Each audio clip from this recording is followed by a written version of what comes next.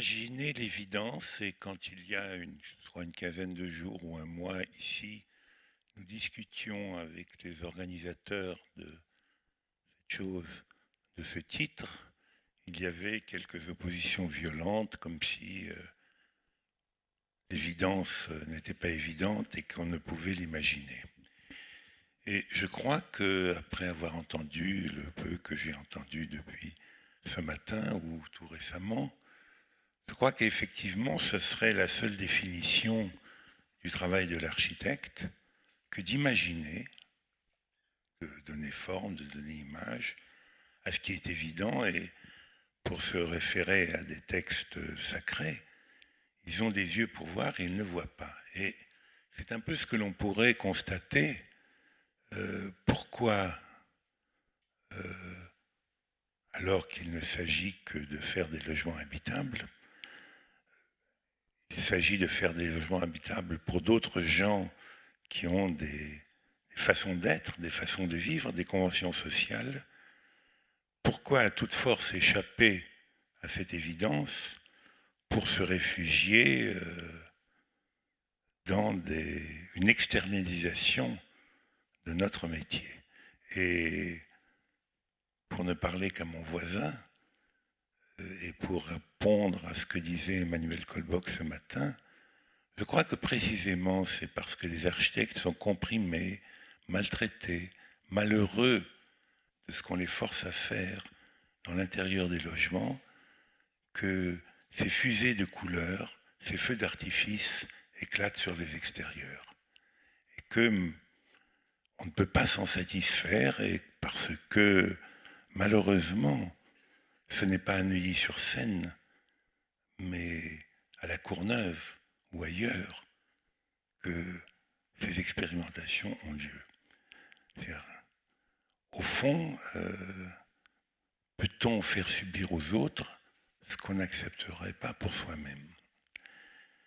Mais vous m'avez demandé de parler de l'évidence de l'existant, de la pérennité de l'existant. Et tout à l'heure, on nous montrait les conséquences d'une opération en rue de destruction de cet habitat qui a quand même réglé deux, trois problèmes en France. C'est-à-dire que je ne sais pas qui parlait ce matin de la brutalité au fond de l'éducation pour tous, de la santé pour tous, du forceps que ça a représenté. Mais il faut bien se rendre compte que le logement pour tous a représenté la même brutalité au lendemain de la guerre. Et en quelques années, en 20 ans, de 55 à 75, ensuite, les choses ont tourné.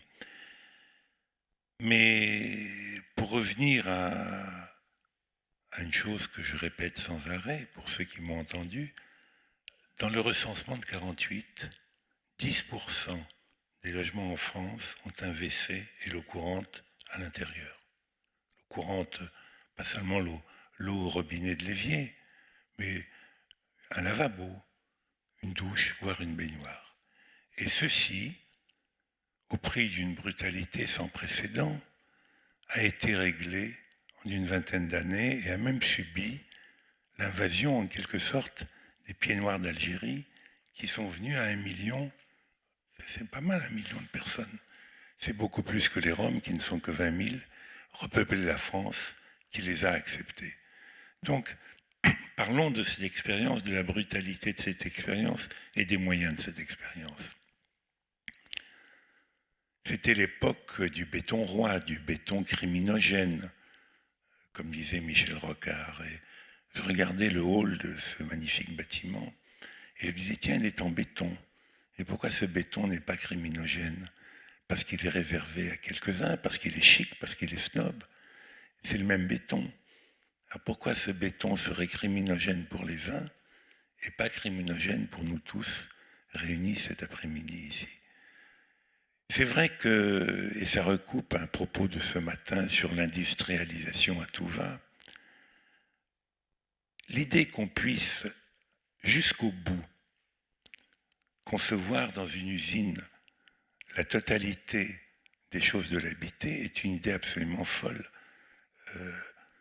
Si les voitures peuvent se produire sur des chaînes, c'est que quelqu'un a fait des routes toutes semblables, dans tous les points du monde. Et les mêmes pneus permettent en Inde, en Chine comme en France, de se déplacer dessus.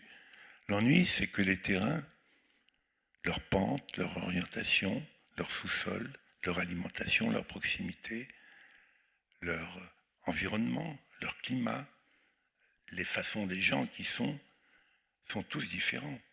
Et qu'il est impossible, et l'échec des grands ensembles n'est que dans cette illusion, et malheureusement l'échec symétrique de Jean Prouvé est dans les illusions semblables. C'est-à-dire l'idée que, certes, c'est un assemblage d'éléments existants, les baignoires ne sont pas taillées dans le marbre à chaque occasion, les robinets sont achetés, les poignées, les portes, tout est acheté, tout est préfabriqué dans le bâtiment aujourd'hui. Et ce 1% d'assemblage, ce 1% de colle, ce 1% d'ingéniosité qui assemble tout ça, c'est ce qui fait que le rôle de celui qu'on pourrait appeler l'architecte est irrémédiable et qu'aucun fabricant à la chaîne ne peut arriver au bout de cette colle qui n'existe pas chez lui et dans chacun de ses produits. Mais revenons aux grands ensembles. Ce qui était assez dramatique dans les grands ensembles, c'est qu'ils étaient conçus pour ne pas durer. Et comment peut-on imaginer les promoteurs, Spinetta à l'époque, se vantaient de fabriquer un logement à la seconde et croyaient qu'au bout de 30 ans, c'est pas, fortune faite, tous les Français auraient acheté un petit pavillon et auraient abandonné ces bétons au granulat dans lesquels on peut les réduire. Mais malheureusement, comment faire des logements qui durent moins longtemps que ceux qui vont les habiter? Et quelqu'un disait ce matin qu'on n'habitait pas, on ne pouvait pas habiter toute sa vie un logement. Hélas, oui, pas le même, mais l'ennui de la sécurité sociale, qui maintenant fait que au moins la moitié des personnes de cette salle vont vivre 100 ans, fait qu'il est difficile de concevoir des logements qui, dans leur usage, leur évolution, leur solidité formelle aussi, pas la dernière mode, mais démodée parce qu'ils vont durer 100 ans. Et comment imaginer que dans 100 ans, nos crinolines actuelles vont encore être à la mode? C'est une question extrêmement difficile, même si l'on peut supposer que demain, ce que l'on va conserver de ce que nous faisons va être transformé. Mais même transformé, il faut encore que ça soit transformable. C'est ça la question très très difficile qui nous est posée et auquel nous avons beaucoup de mal à répondre, non pas parce que nous sommes méchants ou nous sommes à ce point narcissiques, non, parce que les conditions qui sont faites aujourd'hui, j'entendais parler de prix, j'entendais... Sibilo, ce matin, posait une question à laquelle personne ne répondait. Il disait « et le foncier ?» Et en allemand, foncier, ça dit Grundlich, c'est-à-dire fondamental.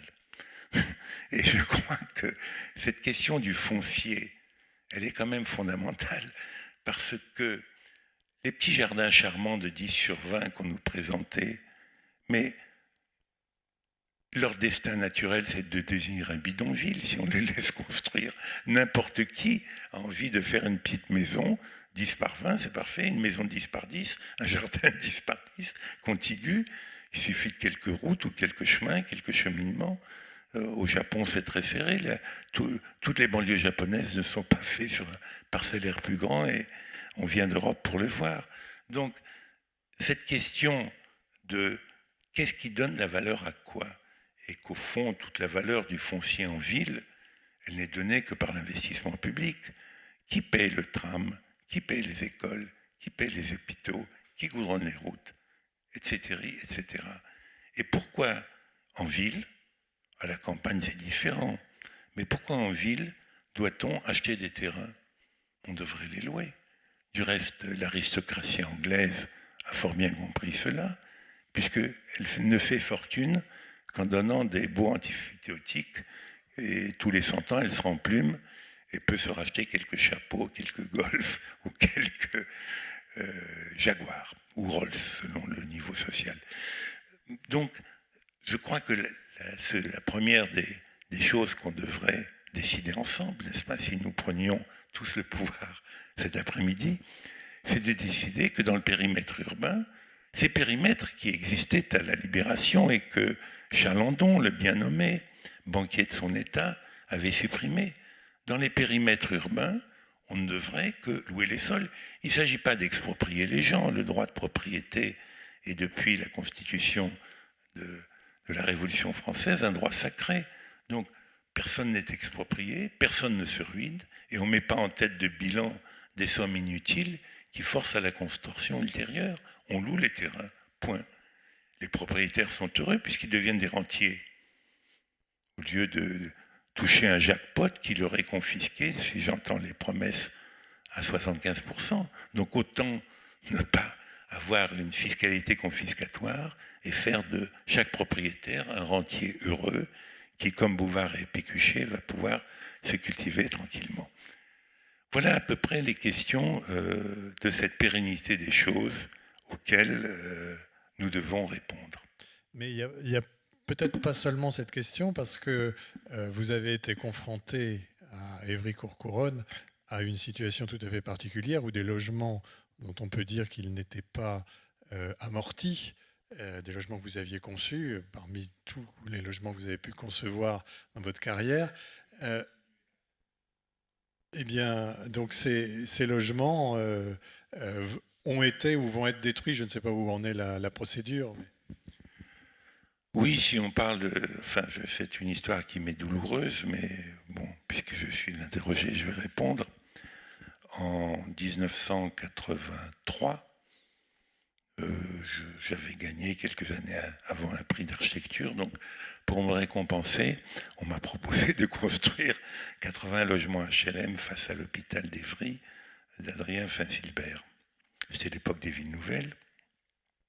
J'ai construit ces 80 logements qui sont tout comme il faut, c'est-à-dire pas trop, 4 étages sur rez-de-chaussée, un portique tout au long, comme la rue de Rivoli, des boutiques en bas, des logements grands, des habitants contents, et l'ANRU, il faut l'appeler par son nom, comme l'ANRU a proposé dans cette ville nouvelle de faire un écoquartier, a dit 1 pour 1. Ça me rappelle les décimations de la guerre de 14. 1 pour 1. Donc il fallait détruire quelque chose et le sort tomba sur, non pas ce qu'on peut quand on se promène à Courcouronnes, voir d'autres cochonneries, sur les bâtiments que j'avais construits. Bon, et donc je me suis rebiffé, j'ai porté l'affaire devant un tribunal qui, en première raison, en premier jugement, tout en me donnant raison sur mon droit d'auteur, la sortie de quelques considérations que je vous livre. 1. Ce bâtiment a été divulgué, il est là depuis une trentaine d'années, donc il peut être détruit. 2. Ceci, c'est du logement, donc ce n'est pas une œuvre. 3. Vous avez un droit d'auteur évident. Alors, devant une telle contradiction, j'ai fait appel, et le 16 octobre, j'espère que la Cour d'appel, en sa grande sagesse, va pas me donner raison, parce qu'en fin de compte, la question n'est pas là. La question est celle des sous que l'on va consacrer à ça.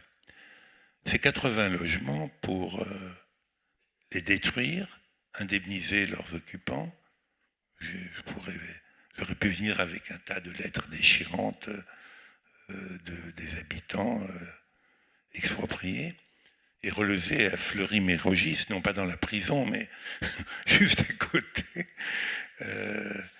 Donc pour faire cela et reconstruire ces 80 logements, puisque c'est la règle de l'ANRU, on va dépenser 20 millions d'euros. Chacun de nous sait, on a vu les prix tout à l'heure des prix Chab. Pour ce prix-là, on peut faire 160 logements nouveaux et réparer les vieux, ce que j'ai fait, même en les affaiblant de quelques oripeaux contemporains. Donc, voilà l'état des choses. La France, ce pays en apparence ruiné, vit sur un tas d'or pour se permettre de telles choses. Et alors, le seul argument qu'on m'oppose maintenant que j'ai fait preuve de mon mauvais esprit, c'est on va construire 850 logements à la place de vos 80. C'est évidemment une plaisanterie, parce que le terrain de 80 logements, de 4 étages, s'il fallait faire 850 logements, il faudrait faire des bâtiments de 40 étages. Ils sont strictement interdits par toutes les réglementations dont vous parlez ce matin. Bref, et comme je vois quelques personnes de la municipalité dans la salle, les élections approchent. Et il faut faire de l'activisme, il faut dire que comme on n'a rien fait pendant quelques années précédentes, il faut au moins démolir, pas encore de démolir, mais construire à cet âge. Voilà, ce serait la morale de cette histoire.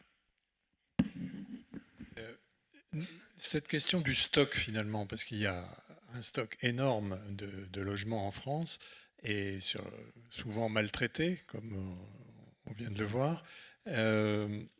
Ça pose une question aux architectes, parce que finalement, on irait peut-être plus vite à rénover un certain nombre de choses, mais quel est le rôle de l'architecte dans tout ça?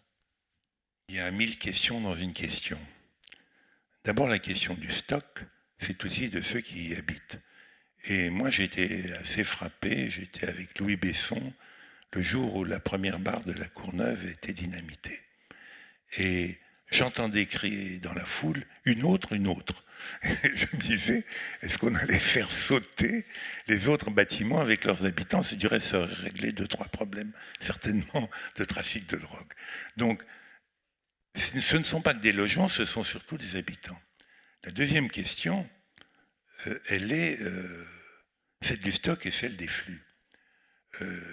Au rythme actuel de construction, on construit à peu près le centième du stock existant tous les ans. Donc il faut bien supposer que ne serait-ce que pour assurer la transition, il faut prendre un certain temps. Donc il faut, et là on retrouve le docteur Freud, la réparation est gratifiante, disait le docteur Freud. Et je crois que de toute façon, et c'est toujours prouvé, c'est le sentiment personnel que j'ai, je pense que chacun des architectes qui est dans cette salle dira la même chose que moi, les meilleurs bâtiments que l'on fait, c'est ceux qu'on répare. C'est le travail des autres sur lequel on revient. Quand on suppose que celui d'avant nous était intelligent, était un autre nous-mêmes, qu'est-ce qu'on va plus loin? On grimpe sur ses épaules, en quelque sorte. Et je crois que, évidemment, ce qui est inhabitable doit être démoli. Et il y a beaucoup d'inhabitables. Mais tout ce qui est réparable doit être réparé, parce que non seulement c'est un travail, je crois, plus intéressant pour l'architecte, mais c'est un travail qui est plus compréhensible pour les habitants. Parce que ce matin, enfin je vais être même pas désobligeant, mais incisif peut-être, ces fameuses parcelles. Mais est-ce que c'est pas transporté sur des habitants qui n'offrent pas la créativité des architectes en disant « moi je suis disculpé de mon droit d'égoïsme, d'égotisme, parce que, n'est-ce pas, ils vont dire ce qu'ils veulent faire. Cet appel à projet, est-ce que ça prive l'architecte de son propre projet et de son évidence? D'abord, il est plus compétent, on l'entraîne d'abord dans des écoles, et après, il a toute sa vie pour faire des erreurs et se perfectionner. Donc, il est forcément infiniment plus entraîné que n'importe lequel des habitants. Louis XIV était devenu bon parce qu'il construisait de nombreux châteaux, mais les habitants, si dans leur vie, ils arrivent à construire un pavillon, mais c'est l'expérience de leur vie, donc ils sont forcément autrement faits. Et dans la réparation, ils retrouvent des choses qui sont plus évidentes, plus partagées, plus mesurables, et dans lesquelles ils peuvent intervenir absolument de plein pied et à égalité avec l'architecte.